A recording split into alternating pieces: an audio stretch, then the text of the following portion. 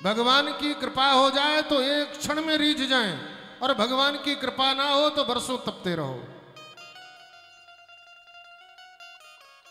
भगवान के अनुग्रह से अरे सदन कसाई के तराजू में भी ठाकुर खुश हैं। और संत जी लेकर आए, बढ़िया से 56 भोग लगाया, बढ़िया मलयागिर चंदन का लेप लगाया। संत जी ने पूछा अब कैसा लग रहा है? बोले कि उतना आनंद नहीं जितना सदन के पास था।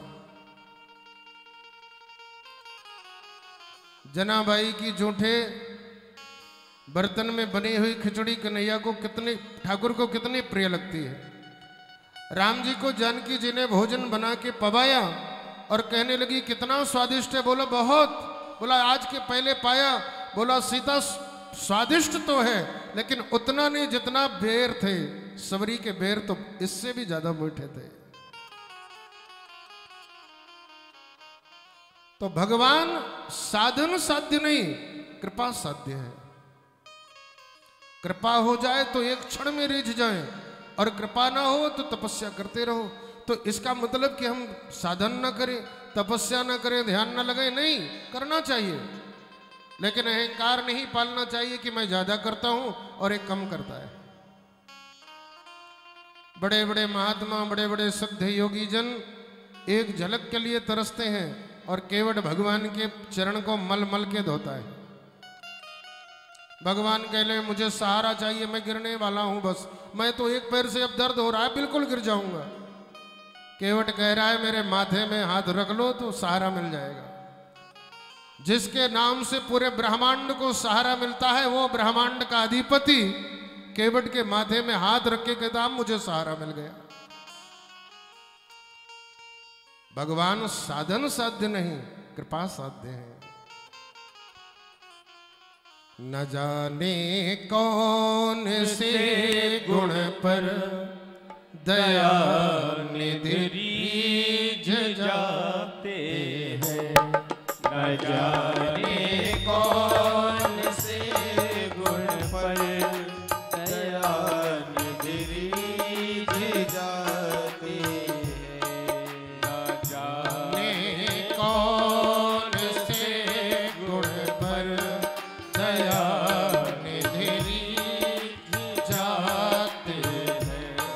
न जाने कौन से गुण पर जय हो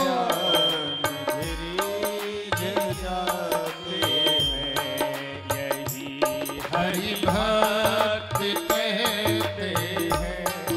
यही हरि भक्त कहते हैं, यही सद्ग्रंथ गाते हैं।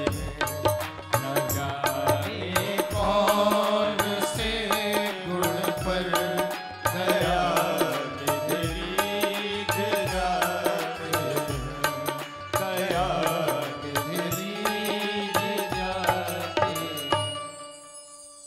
यही हरिभक्त कहते हैं, यही सदग्रंथ गाते हैं, न जाने कौन से गुण पर दया निधि रीझ जाते हैं।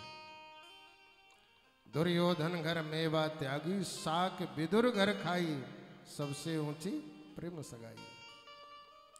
भगवान की कृपा हो जाए तो निवेदन करूं एक क्षण में दर्शन हो जाए। प्रेम होना चाहिए, आस्था होनी चाहिए, भक्ति होनी चाहिए। कृपा है तो ध्रुव को मात्र 6 महीने में ठाकुर सामने खड़े हो गए। 6 महीने के अंदर छोटा सा बच्चा, 5 वर्ष की आयु वाला छोटा सा बच्चा ध्रुव मात्र खड़े होकर के साधना कर रहा है। तो निवेदन करूं साक्षात चतुर्भुज रूप में सामने भगवान प्रकट हो गए। और बड़े बड़े महात्मा गुफाओं में बैठे हुए लाखों वर्ष गुजार दिए, दाढ़ी मूंछ सफेद हो गई लेकिन आज तक दर्शन नहीं मिला। ये भगवान की कृपा है।